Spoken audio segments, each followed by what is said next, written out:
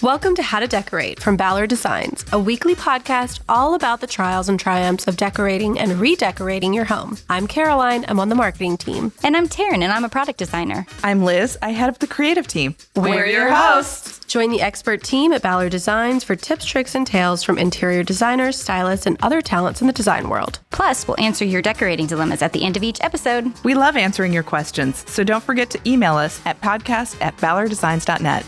Now, on with the show. So today's guest is Sarah Vaile, principal of Sarah Vaile Design.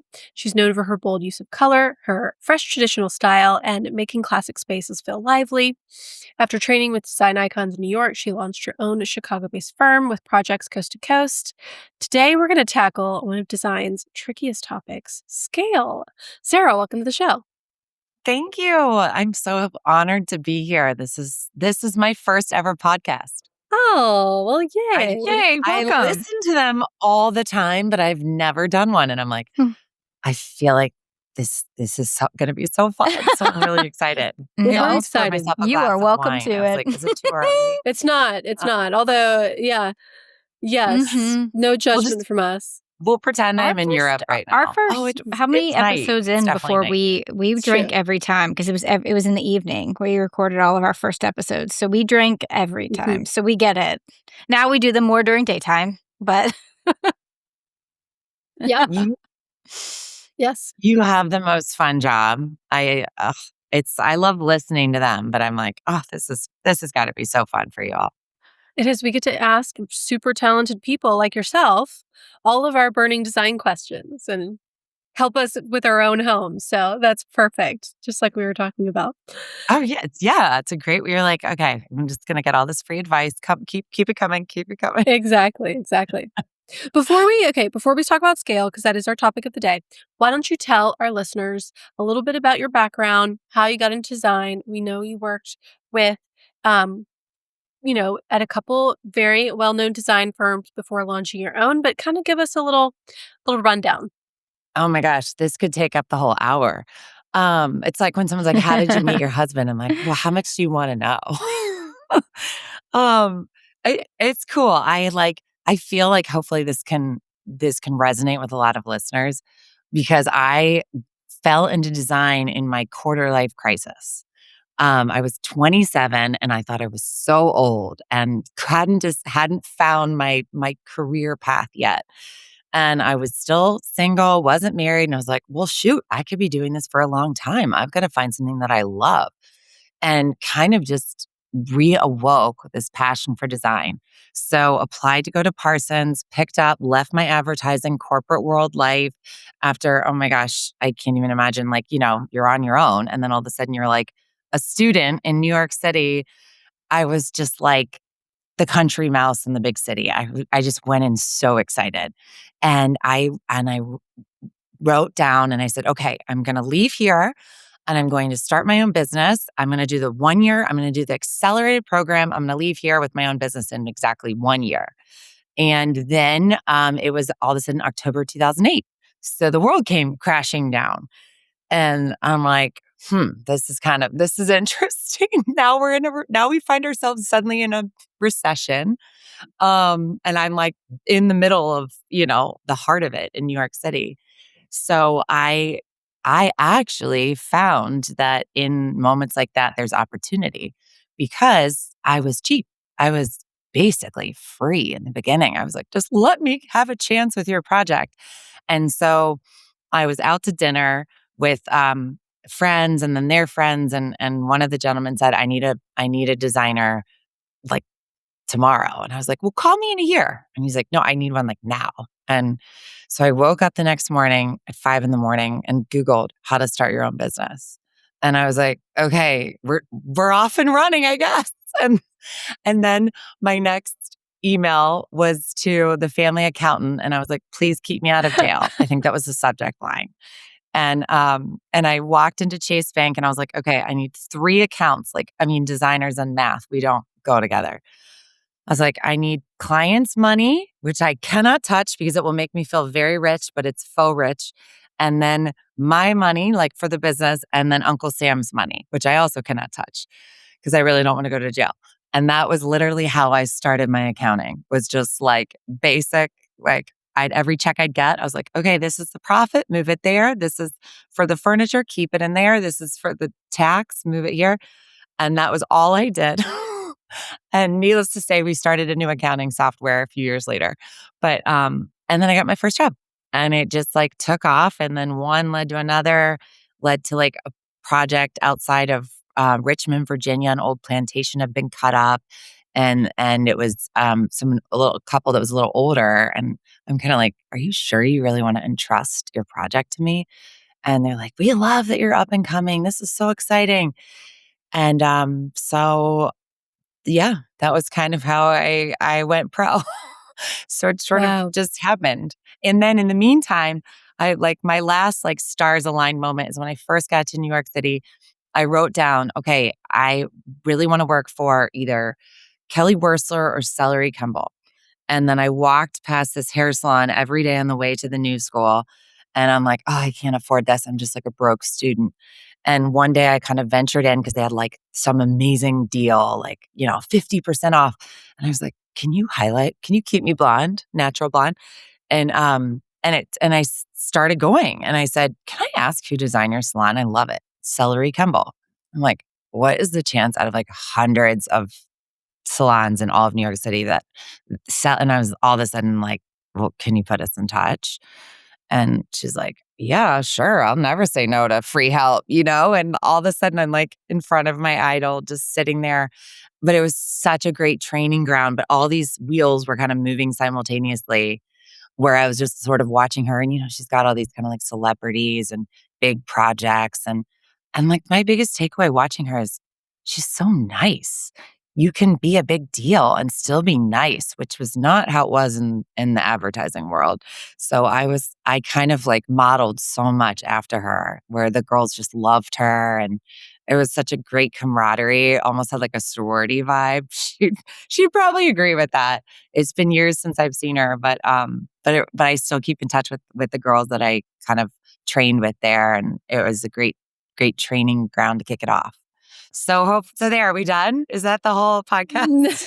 No, we have Sorry, so I many warned more you questions. long. No, that was great. I think so many people love the work of Celerie Kemble, and there's a lot I think that is reflected in your design too. This ability to make traditional design exciting and fun, and to use materials and maybe shapes that we recognize, but to do it in a way that feels different somehow and fresh. Um, I love that about your work in particular. Well, thank you. Yeah.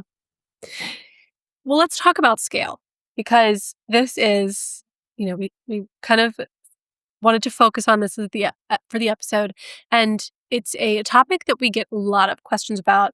And I think not only do our design guests bring it up as something that's so important, but our listeners bring it up as something that they struggle with and maybe haven't quite cracked the code on how to master it. So let's start there. Why is it that scale is so important? And what does that really mean when someone says you have to get the scale right? That's kind of the Well, the I was touchstone everyone laughing uses. I was laughing. I saw somewhere that like a designer said, all you have to get is the scale right and everything else falls into place. And I was like, well, I mean, that's like telling a scientist all you got to do is figure out electricity and the rest is easy. Like scale is the single hardest part of design, in my opinion. Like I still go into installs and I'm like, I wonder if it will all turn out as we envision, or if there will be a piece that suddenly is in our tag sale, is in our spring tag sale, which we do account for. Actually, funny enough, I don't know if any of you saw Breaking Bad, but there's this one scene where they get robbed, and of course it's a very different industry, drug dealing, and he's like, it's breakage. You have to account for breakage. And I finally I was like, you know what? Let's just assume something might be off with all the work we put into it. And then usually whenever you go into it assuming it turns out perfectly, it's like the rule of whatever. But but it's hard. There are a lot of techniques to get it right, but I don't know if I would say there's it.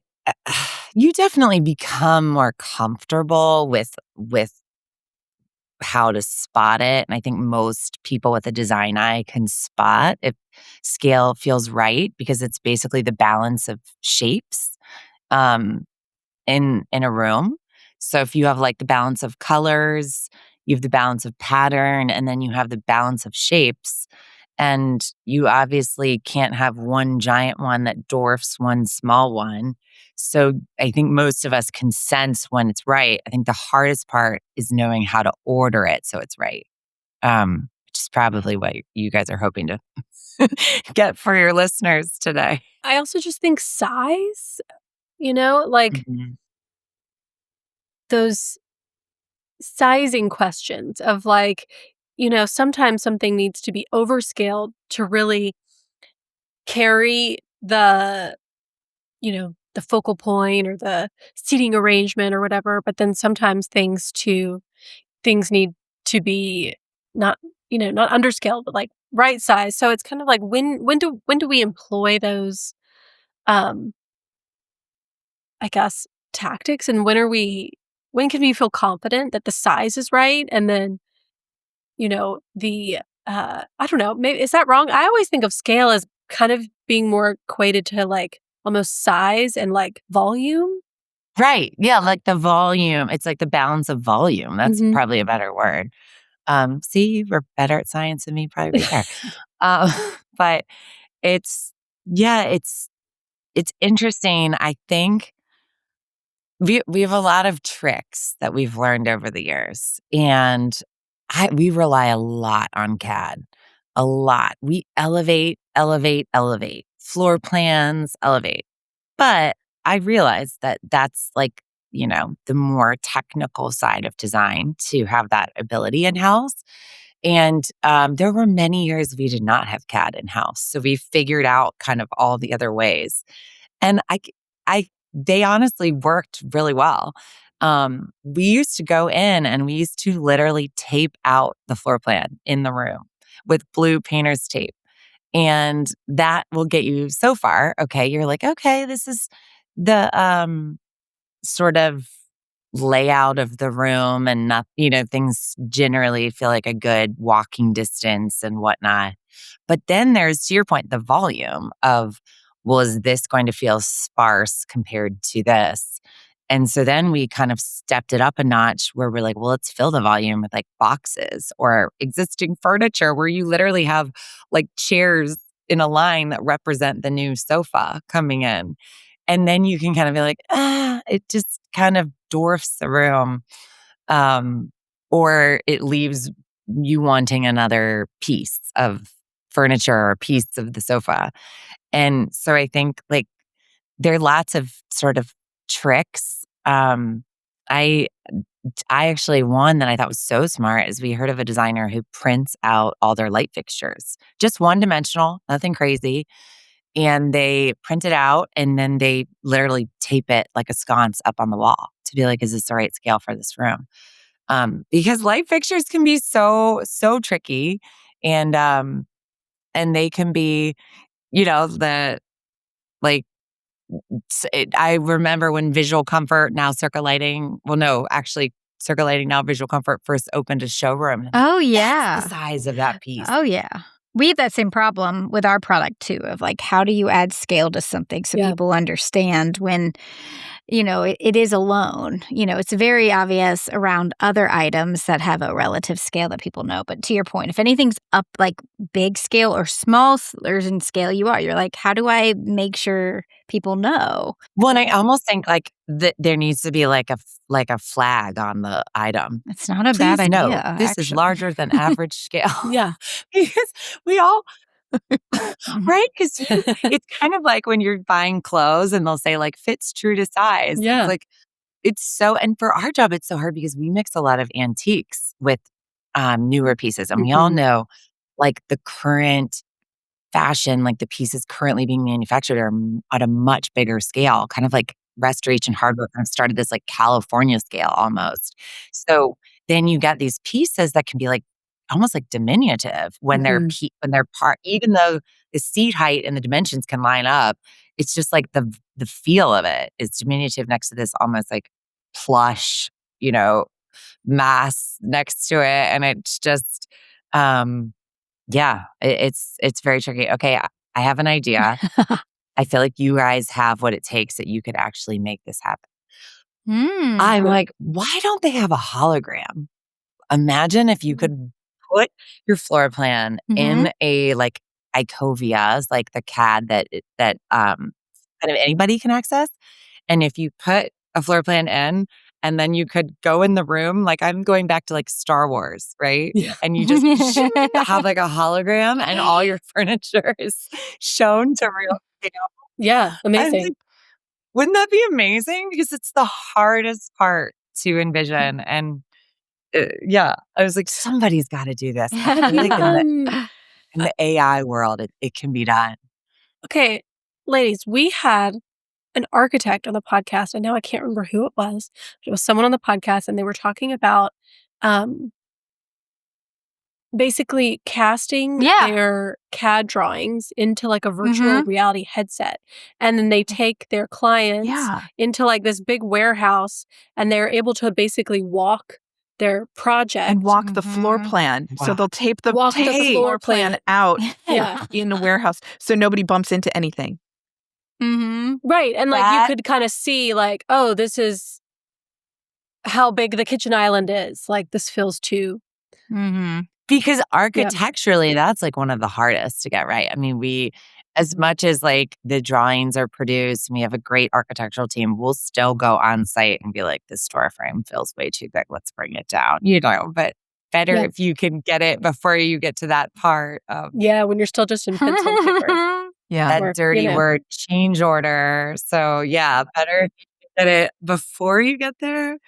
Um, that's a cool technology. That would be Tape, though, is such a good little, like, tip or trick, yeah. though, for like, people listening to this because that is something you can easily you can look it up, hopefully Mhm. even and, if you are Yeah. purchasing an antique online, hopefully they have the rough dimensions on there as well. So you can kind of again, do you put a box in that space? Do you Hmm. what do you do to kind of give yourself again, that error is a great little tip, I think, for scale. Yeah. it helped. It got us pretty far for a long time. Mhm. And then and I was like, I feel like I have another trick I was thinking of. This is so funny, but when we buy vintage, we ask for a person to get in the photo because Yeah. you can never it's just so much easier to see. I'd say like for you guys, it's like when you set up like a vignette, like showing furniture pieces in a room with other furniture pieces is so massively helpful for us because Mhm. you're like, okay, so this chair generally is like the larger piece in the room, or, Yeah. seeing it among other things to kind of for the sake of comparison is huge. And actually, funny enough, I did for this piece here. It was a vintage piece in my living room, and it wasn't that big, and I was kind of like, "But I love it so much, the pediments and all the details." And I literally had a person come I finally said, "Can you just have a person come stand next to it?" And then I was like, "Okay, it's gonna be a smaller piece." And then, I ended up putting art over it and was like, "Okay, this is literally, like, perfect. It was made for this gallery wall." But, um but it helps to see something, like, in the space because you're like, "Okay, Totally. that's not a giant armoire by any stretch." Yeah. So, Totally. you know what you're getting. Yeah, just make sure your person is a normal scale. Yeah, true. They told us his height, Yeah, yeah. which I thought was so funny. They were like, "He's not the tallest. He's about 5'7" and slight." And I was just okay, this has reached a whole new level. No, I agree. Putting a box or like moving a chair or something to where you can sort of, you know, even just like traffic flow, I feel like is a good one. If you're like, could I fit a chair? Is it going to cut it off? Like, just move a chair there.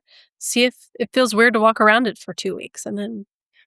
Well, and even when you have the magical CAD, it still doesn't always help with real day-to-day traffic flow. So to Mhm. your point, like I have a round sort of like gosh, I don't even know, gossip sofa. What do they call it? Like the tete-a-tete, like the round piece in our kitchen.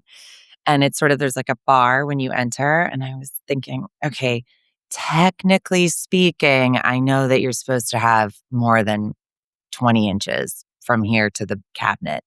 But this is, you can also go the other way, Yeah. 90% of the time.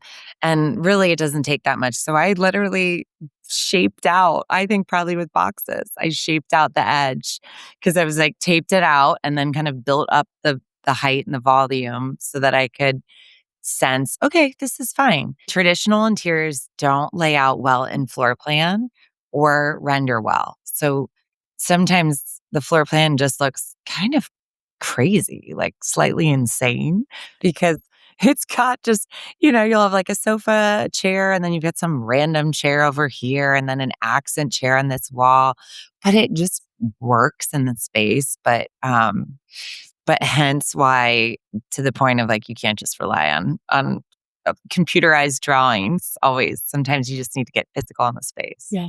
I love the idea of printing it out. And then also, there are not CAD, but sort of similar programs. We have one that we call Room Planner, but there are lots out there on the market. And that is just to like get your dimensions in there and like kind of get a rough layout. It's really helpful. Yeah. And it's so fun. Like I genuinely love getting in and kind of shuffling around the pieces. It's laying out a room is truly where you kind of can differentiate yourself from every other living room is, to think of kind of like a slightly different Mhm. um plan.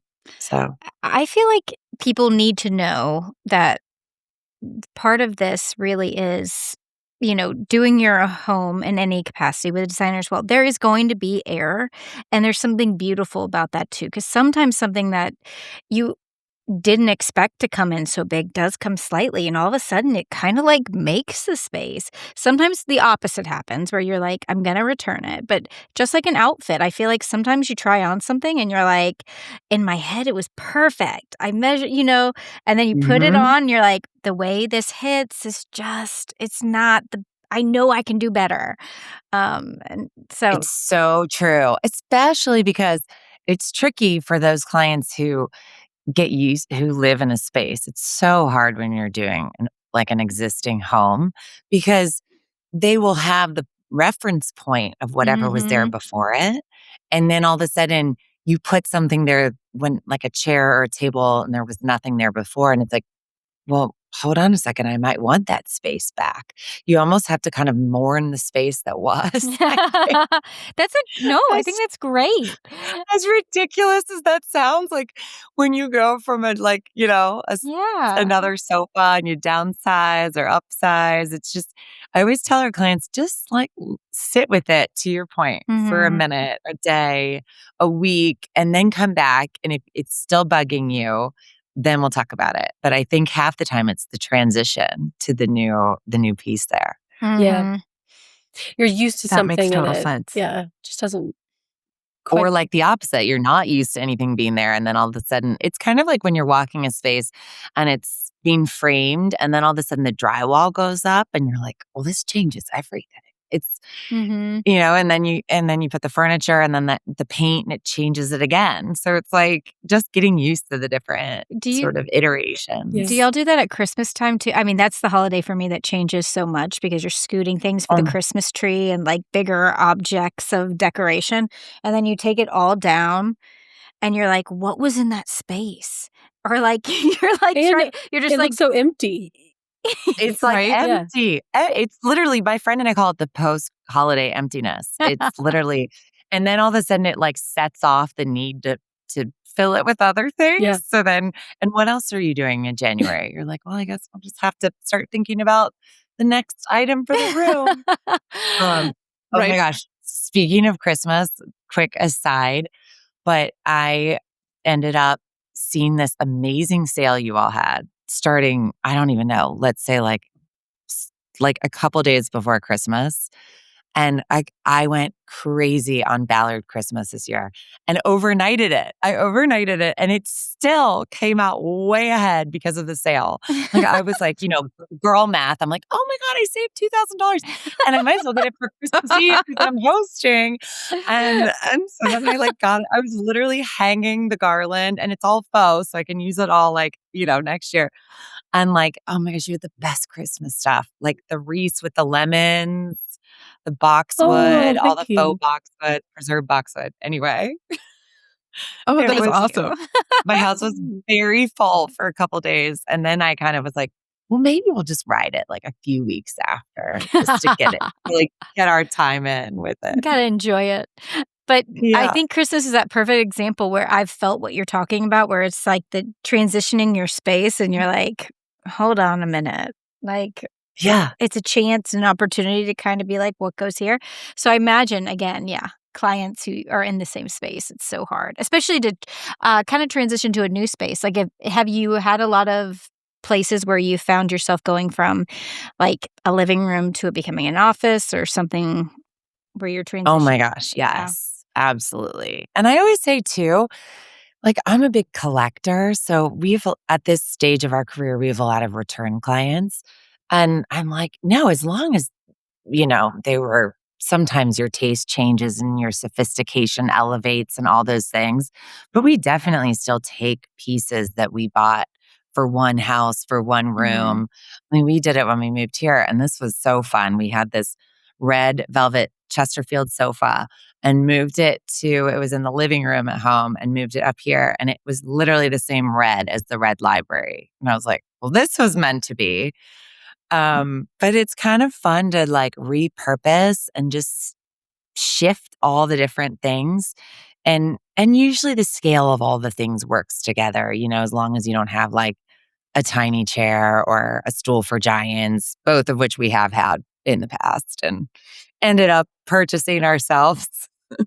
Can we talk about if the scale, like when you do this, or if you're moving, downsizing or upsizing families, and you're using some of the same material, which obviously shows you made great decisions, but let's say now you go from an 8-foot ceiling to a 10-foot ceiling.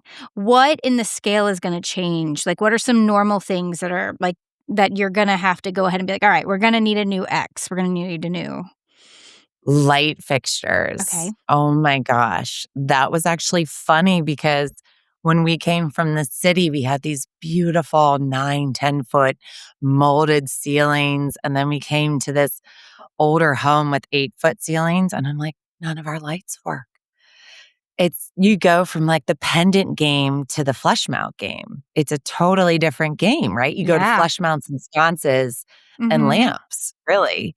You can't do pendants at 8 feet, at least not the big glamorous chandelier, unless it drops over a table so that no one's walking under it. Lights are one of the hardest things I think to get right with scale because you can go lower, but then you need to make sure there's a coffee table under it so no one's walking under it, right? Yeah. And then there's, of course, the question, can you view the TV if you're standing at the back of the room and you're looking? We do that test all the time. Can we see the TV under the light? And we hold the tape measure up, hold it at the bottom of the pendant. And we try so hard. Again, we have in the drawings, okay, this is what we think will be the right height. But there's always the install day when you're like, can you just hold it up? And, the electricians love that. They're like, this thing's so heavy. Can you hurry and make a decision? Because I'm like, no, I need to see the actual scale in the actual sky to determine how this works. And I feel like So light true. fixtures always come in ginormous boxes. So you're like, Always. oh God, I've made a What have I horrible done? mistake. Totally.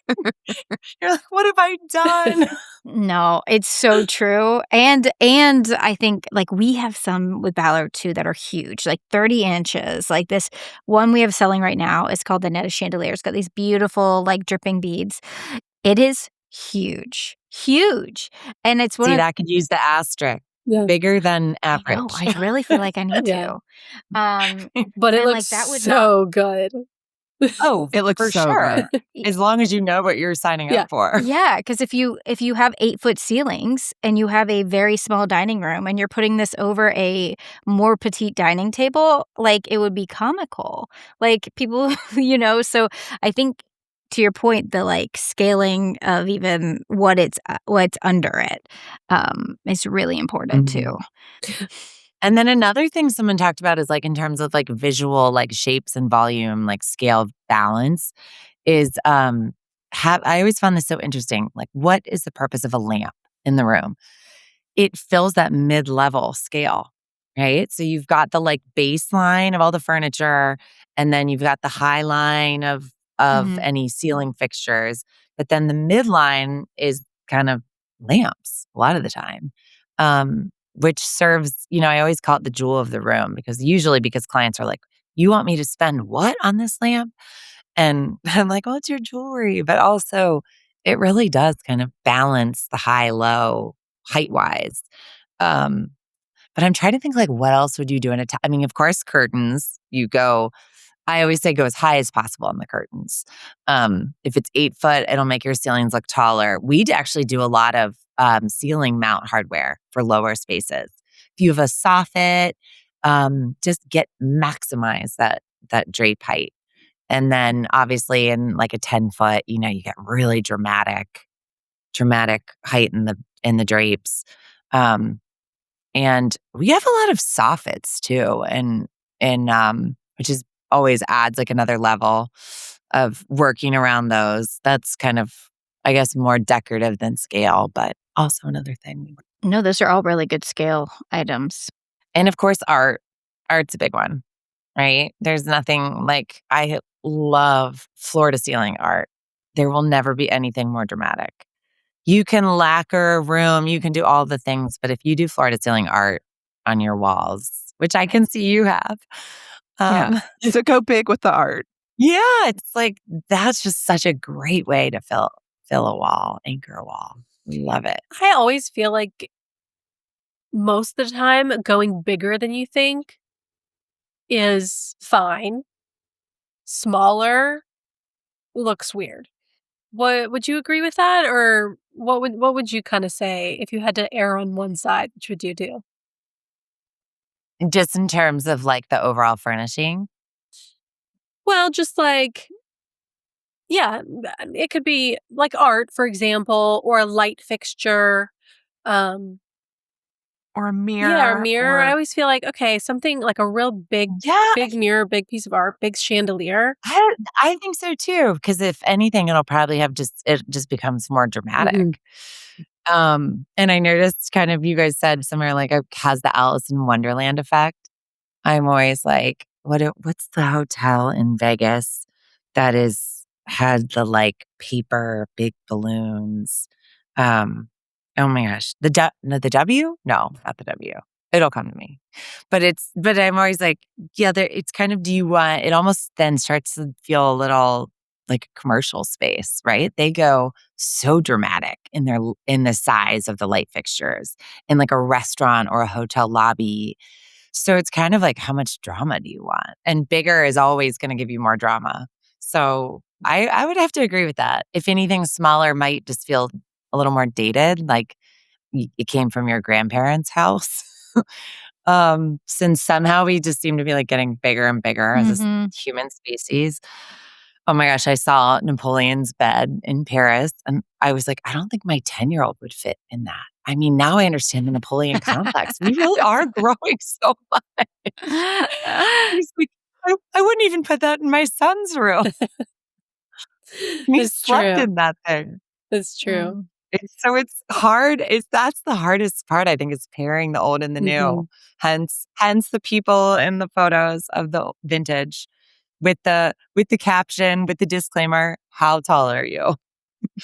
I know. Having a like an illustration of someone sitting in the chair is such a great call. That's how it is for our vendors. When we manufacture, a lot of times they'll have someone sitting in it, standing next to it. Like, it's the funniest little like photos, and you appreciate it so much so because you can tell they're like, Joe, scoot into the photo. Like, and you can tell he's like, oh gosh. Joe's not happy about it. Joe's like, I didn't want to sit in this, or it's pretty fun. No, the person in the photo never wants to be in the No. photo, which actually is half the fun Yeah. of it. There's a mirror girl in all of our mirrors that's always hilarious to me because she's clearly holding her phone up like in front of her face so you can't see her face.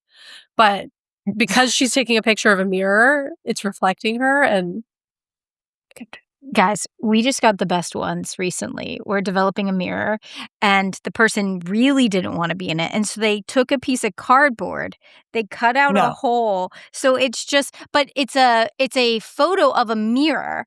So all you see is like this floating hand and like phone, and then and we're like, what is going?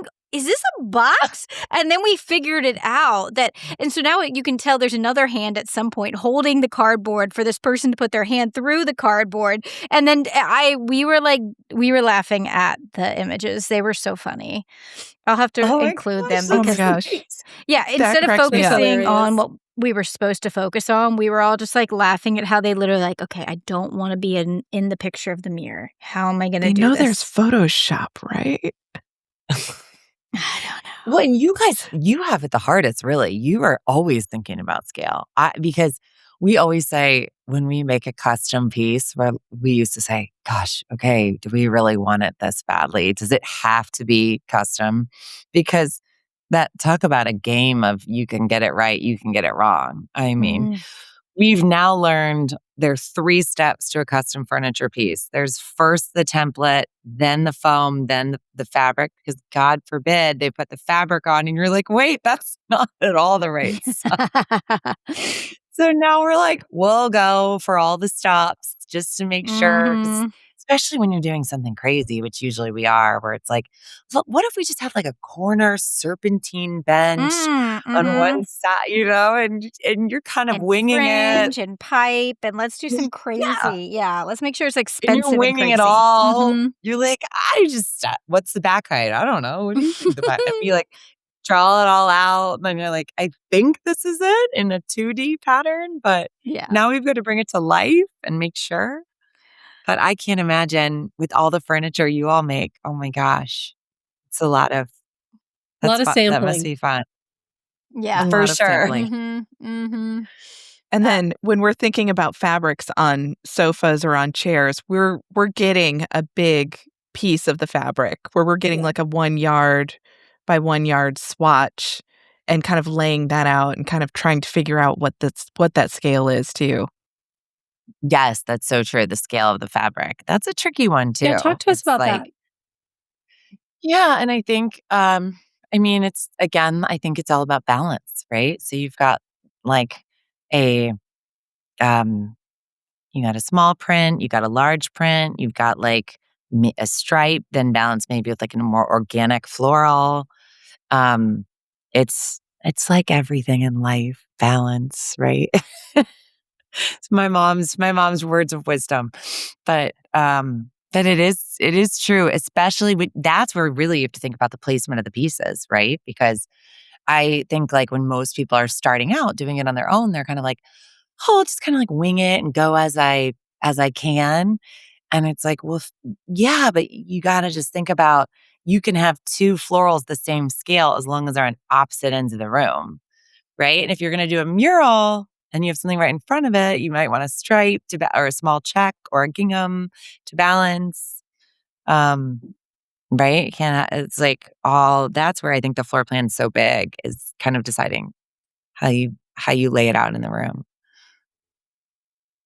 And one other thing I was thinking of too, I was like, I think a big thing, and I don't know if you call this scale or what, but is legs versus not legs. Yeah. Right? Because I think most of us, when you're first doing it, you'll realize looking back at some of your first rooms, oh, everything had legs.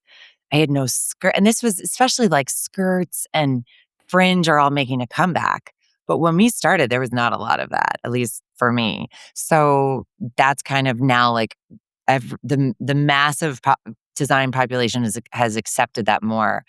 But you look at some of those rooms and you're like, oh my gosh, not a single thing reached the floor. This is giving me anxiety now in hindsight, but now we're like very thoughtful of which table goes all the way down and is like a pedestal versus a four-legged versus a skirt versus Mhm. fringe. We have so many fun options to work with right now. It's a fun time to But be designing. it's such a good point. Like that the all legs thing, I know we've talked about that. It's like all skirts, everything to the floor looks weird, all legs, especially when you're starting out and you can't like afford the rug you want. So then you just have like wood legs sitting on wood floor and all of a sudden everything feels brown and you're like, "Why is this not working? Like why isn't this reading?" Totally. And that's where I love a chest. Chests are so great in a living room Mm, because you're like something that goes all the way to the heavy. floor, Yeah, that's a good right? one. Like that Mhm. will not have all the legs everywhere else. Okay, I want to talk about scale of fabric patterns on drapery panels. Because I feel like some patterns might be too big and they might go into the folds. Like some are really small and dainty, but is that enough of a oomph in the room if that's what you're going for? How do you choose a pattern for drapery panels? Oh gosh, we just went through this for a little girl's room. It was this big debate because I had this big scale, awesome pattern. And the question was, will it show up on drapes or do we want to showcase it on a cornice where you can really see the whole pattern? Um, which is especially important to think of when you're kind of pattern drenching, when it's the same paper, which we were in this case. And we scoured the internet to find a photo of it on a drape because, of course, the samples were given. It's like, you can't really get a feel from this teeny sample I mean, if you literally, the only way we look at samples is with why am I spacing on this word? with the pleat, Oh, you with the have to pleat pleat in it. it. Yeah. You have to pleat it because it Mhm. takes on a completely different Mhm. form and is such an important thing. Also, tufting. Tufting can completely transform a fabric on a piece of furniture. So you really have to think, am I going to tuft the back? Am I going to tuft the seat? Um, Maybe if it's like a big pattern, we would only tuft the seat so the back can showcase the awesome pattern. But again, like something that you don't really think about till you've gotten it wrong, usually. And then you're like, oh, Mhm. yeah, I probably should have considered that. Yeah, we have some fabrics that we won't allow to be put on something that's tufted. Which Oh. makes sense. 'Cause and that's the worst feeling when you're putting the fabric to the furniture and you're like, "Ah, shoot. This is such a good pattern, but you can't put it on this chair. It's just not gonna work." Mhm. So, yeah, piecing all the things together is definitely half the battle.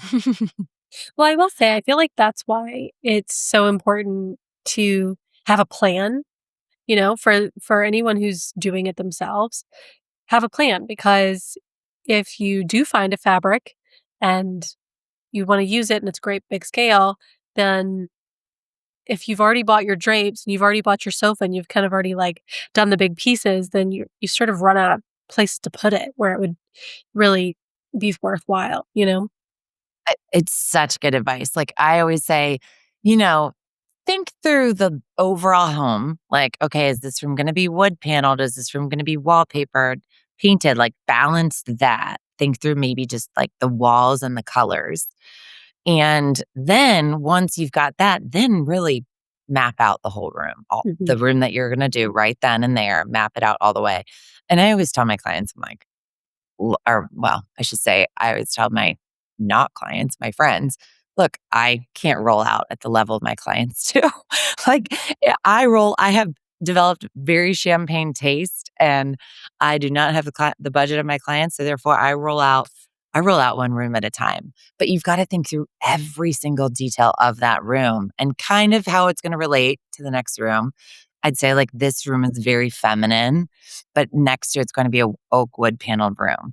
And so it's just balancing. Like we obviously, you can tell we love bright colors, bold. And so it's like, okay, you got to balance the feminine and the masculine. So at least for me, I don't want to go all the way one way without kind of having it swing in the next adjacent room. So I want to know why a smaller room can handle a larger sofa. Like, I feel like sometimes a small room, you kind of think like, oh, maybe I just need a little love seat or an apartment sofa in here. But I've seen so many great photos of like a big sofa in a tight little room. What is the magic that's happening there? Because I don't understand it. I think a small room, I mean, small rooms for one are my absolute favorite spaces. Like I started designing in New York City, so I love small spaces. You can have so much, you can just go all the way in a small room, right? You can pattern drench, you can stripe drench, you can sofa drench, you can just go all the way. Where in a larger room, you have to balance it more. But I love just like a nook and a cranny and wrapping the sofa all the way around. It's so inviting and enveloping. They're really my favorite spaces. Is there a reason why a big sofa looks so good in there? Is it just like having fewer bigger items or I think because it truly, the room becomes about the sofa, right? Like you don't have to balance it. It's kind of just the sofa. Yeah. It's the room. And I love whereas calling it larger sofa drenching. sofa You're sofa drenching. drenching the room. I know. You guys, I think we just started something. But really it is. Because in a larger room, you've got like a game table and a different seating area and all the things. But in like a library or a nook, you can just go all the way with the sofa. what about rugs? I do think rugs are something that trip people up. What's your sort of thought on rugs? Rugs are hard too. I mean, I'd say generally speaking, a couple tricks we embody are because a lot of retail rugs max out at 10 by 14. And rooms, a living room is usually larger than that. We'll do the double rug, which actually lends itself really well to a bigger room because then it kind of creates like a natural zone of two different seating spaces, or two different zones. And I think generally you just want like, just a foot perimeter is ideal in a room. Of course, you can have more. We actually, funny enough, love wall to wall in bedrooms. So you have no perimeter. It just maximizes the cozy factor of a bedroom, which was funny. I recently had a builder who was like, wall to wall, really? And I'm like, well, yeah, I mean, think of like a Four Seasons. Like they've got wall to wall plush carpet. I mean, it's not crazy if you think like it can be very luxe. It's just at some point in time, we started to associate it with not nice in the residential world. But I had a client who kind of brought me back around on it in bedrooms. But yeah, that's kind of our general gist on rugs. It seems like rugs are a really easy place to tape. Tape that off. And Oh my gosh, hands yeah. down. Hands down. And I'd say the best way to make a rug, to really elevate a rug and make it look custom, is to have them bind it on site and wrap it around your hearth. Mhm. If you're going for like a Stanton or, instead of an area rug, it's immediately kind of just takes it to another level to do that touch. And you can Just kind of looks go very bigger, right? Because if you were doing just a square, you would have to go smaller because of the hearth or a weird corner or something. But if you can have it custom, then you can kind of get closer to the edge, make the room feel bigger. I, Yeah. exactly. I think the first time I did that for a client, I was like, I feel kind of fancy that I'm doing a rug that chases around the air returns. There's something that just looks very custom when you chase around the details of the room. But a small rug, like, I feel like it kills the whole vibe. Yeah. Yeah. Unless it's awesome, right? I want to say I have a 4x6 that was gifted to me, a Tibetan tiger, and it's pretty Yeah. awesome. And it makes my foyer. Yeah. And if it didn't have that presence, it would have to be bigger. But because it's such a cool pattern, it Statement somehow rug. carries Yeah. it exactly. It That makes works. sense. That's a good call out, though. I do agree. There's something about there's the rug you purchased that doesn't fit the space. It needs to change. And then there's the cool, very like statement rug thing. I have one of those too that's just like a shaped zebra. I've had it for 20 years at this point, but like it's just a loop structure and it's still my favorite because he flops on top of like any other rug and he looks so fun. Like he's just funny and I love him. So, yes, just Oh, yeah. Oh, and then one of the best tips somebody told me years ago, I have no idea who told me this, but it stayed with me, is just to have, there's always this question of, well, the furniture either has to be all the way on the rug or all the way off the rug, right? That's a huge one that stumps a lot of people, stumped me for years. And then someone finally said, no, you have to have a piece or two that's half and half. You, if the rug is not going to encompass the whole room, you've got to have a piece of furniture that's partially on it, partially off it. Otherwise, it just looks like this rug island in the middle of your room. So now, and it's funny, I always find myself kind of pulling like wing chairs a little bit off, and the clients or the cleaning ladies will want to put it back on. And I'm like, no, it's going to straddle the two worlds, the rug world and it the likes to not dip rug its world. yeah, it likes to dip its feet on the floor. Just let it. Exactly. And it's like the perfect thing that works. Again, that does not work in floor plan. In floor plan, it looks crazy. I totally would have never thought about that, but that's a great tip, and it does kind of make sense. It's like it needs something to, like, keep the rug down or something. Yeah, just to kind of like, it's truly to like bridge both Mhm. worlds together of like the wood floor and the Yeah. rug. And then, and now I bet you'll notice it now that I pointed it out. All right. Don't get cast away on Rug Island.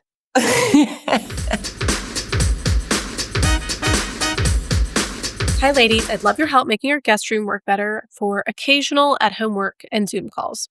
The room is small, 11.5 by 12, and dark blue, which we are finding too gloomy for a work-at-home space. And right now, our Zoom background includes a vanity piled with papers and the bathroom door. What would you do in this space if you could do anything? We like having a queen-size bed for guests, but are open to any creative solutions. Please help us de-gloom our Zoom room. Christy from Virginia. Oh my gosh, you're so cute. I love her rhyming. Right. So, yeah, she's got a queen bed kind of centered on a wall, and then a desk in the corner. And then behind that desk is the bathroom door and sort of a vanity in between some windows. Okay, I'm dying to know if any of you all were thinking the same thing, but I read this and immediately thought Murphy bed. It's like the Yeah. perfect room for a Murphy. We do so many work guest spaces because, so many of us are like work from home now. Yeah.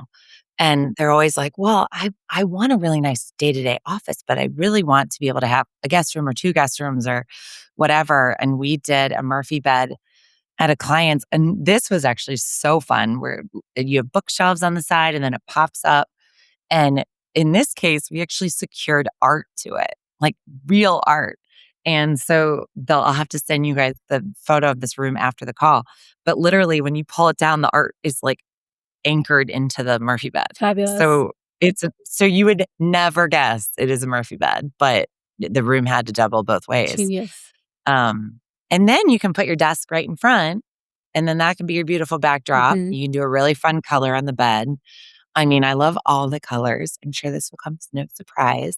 But I do agree, we went through a phase where we all wanted to do navy blue offices, Mhm. but I don't find them very invigorating. Mhm. So I get it. Zoom gloom. I'm with you. I think that like go bright, go red, go light. Like I love, this is my living room doubles as my office. I love this pistachio. Before the pistachio, it was a bright yellow. I think you just want fun, invigorating colors because that's what you're doing in there usually. And your guests, they're only there for a couple nights. You don't want to make it too inviting. So it's kind of fun to be like an experience for the guests. Yeah. So I think she kinda should funny. pick the color that she looks best in and paint that on the walls. Exactly. It's like wearing a shirt that's like your most flattering color and in your color season, and that should be the wall color. Because then it's gonna like Which recently I heard is peach. Probably, that yeah. peach, we all look really good, which is hard sell, like an apricot. But Did y'all I see this? Okay, this is off topic, but did y'all see this whole uproar around the Vanity Fair Oscar party where all the celebrities were upset because they changed, like, they picked a gray, like a flat gray background color, and the lighting was really bad. And so they had all these, like, side-by-side photos of the celebrities at, like, the actual red carpet for the Oscars where the background was peach. And then the next photo, 4 hours later on the gray background, and they look absolutely horrible. The perfect So you're example. right. It's like they Wow. put the peach background as the color on the Oscars, what do they call it? The step and scrim, return. like Yeah, the like a yeah, the step and repeat, and yeah.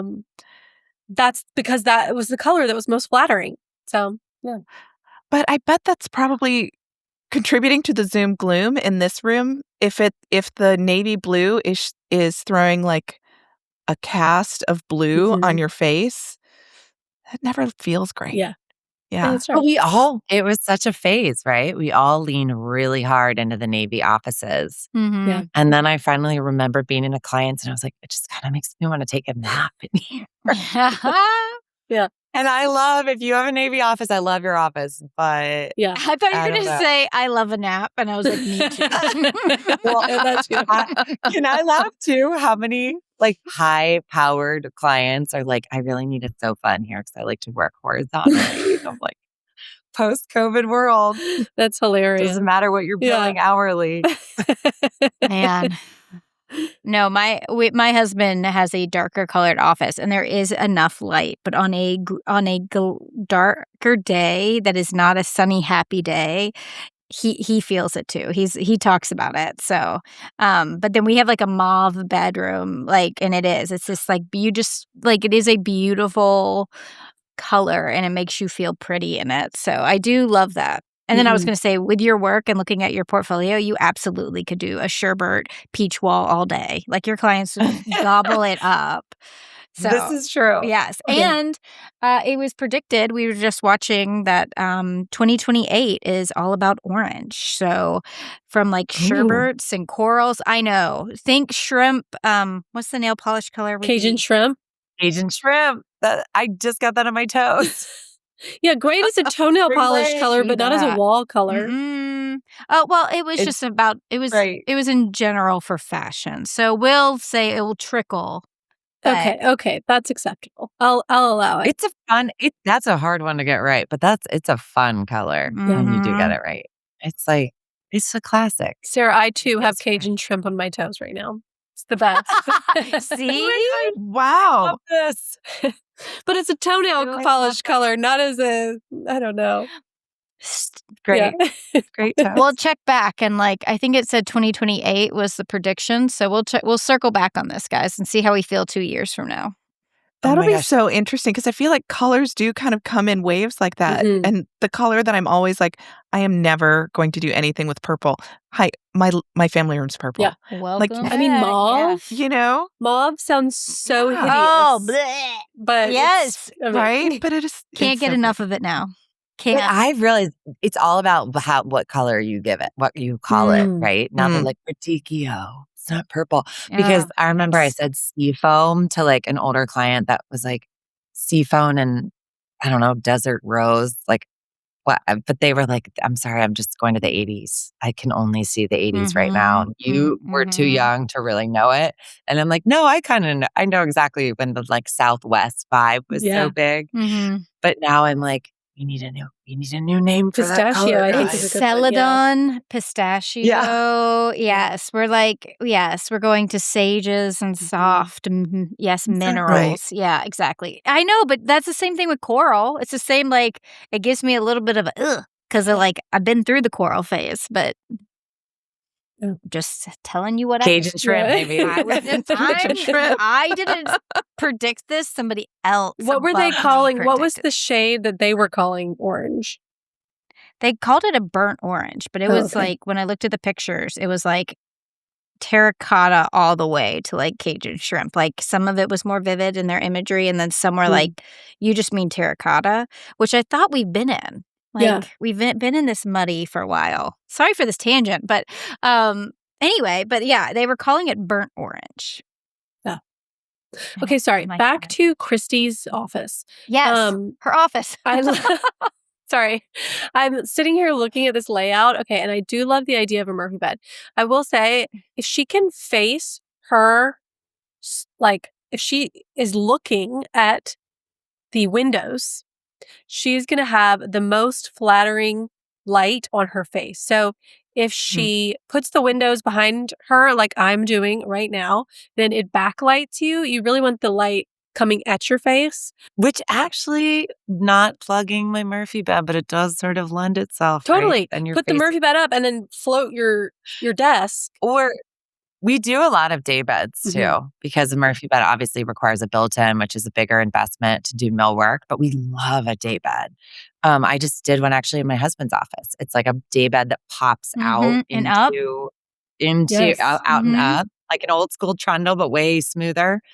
And that's a great sort of, we do that a lot, where it's just nice, when you spend every day in your office, it's nice to float your desk, and the day bed up against the wall allows you to do that because, I don't know, then you might as well feel like a big boss lady in your office. Yeah. So, Y'all, there is the cutest Amazon day bed that I've been seeing all over my algorithms.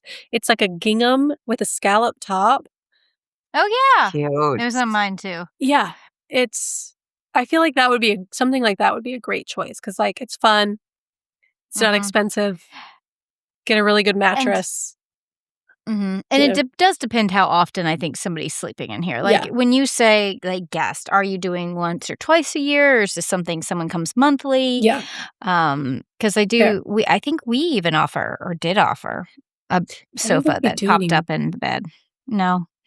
Anyway. But even if it's not a pop-up, even if it's like a full, right? Like a full bed or day bed or sofa, kind of, I don't know. I love that sort of can go either way furniture piece. I know. A day bed, too, is so great for lounging. Not so taking that nap. When you Not want that to I get would ever do horizontal. It really, it's so good. I'm like, I won't tell your clients. Okay. I know. Just don't be mad at me if I'm billing you horizontally. I bet that'd be a fun question for designers. How many of us work from bed? Yeah. You ever work? We're creatives, right? We're either on or we're not on. Yeah. So, what do you do in a not on day? Where do you work from? That'd be a fun. I feel like the answer to those questions should be like, under the cone of silence. Like it's Guys, you're not forced to disclose. Hard one. Yeah. So she did note in here this from our guest or whatever. She said that the house next door is 15 feet away, so it is a limited amount of light in there. And I think because of the layout of the closet, you really are in like a pickle of like attached to the private, like her real background, she says, is a vanity with stuff piled on it, but then like behind that's a door to the private bathroom. So like none of these backgrounds are like great. My only other thought was, could she move the queen bed to where the desk is and like kind of give up a nightstand in sort of a way, if she can get it by the swing door, and then she could put her desk on the bedroom wall, and then she could put a that's a part great over idea. the vanity. Like if she wants to keep the big bed, I still think the Murphy bed does make it so she could reinvent the space to be her own. So like if that is something that works for her, I think that's a great one, because then she can put in a bigger desk. She can make this her own room. But if she can't do that, I'm wondering if she could swing that, if it's big enough to get that bed on the other wall. I love that. Like, that's such a great way. And then that really makes the zone around the queen bed kind of your office zone, right? With the desk over there. So, Taryn, you're saying put the queen bed between the windows? Or you're saying put it where the desk is? I mean, whichever way she could so she could get a better background is my because if this is your work office and I get that part of constantly cleaning up your bedroom. We have somebody we work with who has who's always on Zoom, and she actually has a screen she's put up because she has one of those massive master bedrooms though. So the desk easily fits, but you don't want your coworkers looking at your bed. So it becomes this what I should be utilizing this space. It works fine. So she put up this screen to make a faux wall and has hung art on it to make it a little more. But again, that doesn't work in this space either. I'm also a big fan of a two-sided desk where you've got, I actually have that in here because this is but that's a very sexy wall, right? So I'm no, I'd rather sit and face put the colors behind. Oh, I think your built-ins are very cute too. Well, maybe just because they're so white. For a color girl really like you, you're I can't have my white shelves. Absolutely not. They're so white. I'm maybe if I paint them if I color drench in here. Yeah, exactly. But it's kind of perfect for pick your Zoom poison, which way you're going to face today. Or you could just swing your chair to either side, right? So Taryn, you're saying put the bed on the wall between the windows and then put the desk as the nightstand. Potentially. Yeah, I would play I love that idea because also that puts the light in her facing her face. You know? And it might not work. Again, she might not work with measure. She's going to have to play, but she's obviously playing in a room planner. So I'm sure she can kind of scoot everything around and see if smaller nightstands, maybe she doesn't need the vanity in there. That would work up some more space that she could do a more linear desk in there. Or the vanity could become the nightstand. That's true. Because we just have a floor plan, so we don't actually know. Right. Yeah. So I'm dying to know, do we get follow-up on this? Yeah. I want to know where Christy. Where she lands. Let us know what happens. Christy, and if you don't like this plan, send more images of the room. Yeah. Send images of the room and what your backdrop is currently, and let us help you a little bit more.